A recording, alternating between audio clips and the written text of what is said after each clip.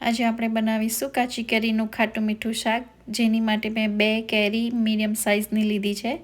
એને છોલીને છાલ ઉતારીને આ રીતે આપણે હવે એને મીડિયમ કટકામાં કટ કરી લઈશું.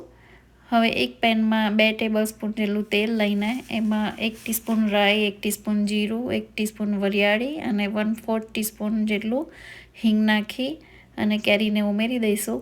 અને સાથે હળદર અને સ્વાદ પ્રમાણે મીઠું પણ ઉમેરી દઈશું. અને હવે બધું જ 5-10 મિનિટ આ રીતે શેકાય પછી એમાં 1 બાઉલ જેટલો ગોળ ઉમેર્યો છે. એને પણ આપણે પાણી બળે ત્યાં સુધી થવા દઈશું. જુઓ આ રીતે એક તારની જેવી ચાસણી થાય ત્યાં સુધી આપણે એને થવા દેવાનું.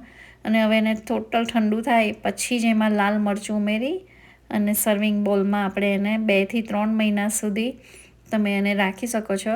એ રોટલી, ભાખરી કે થેપલા સાથે બહુ સરસ લાગે છે.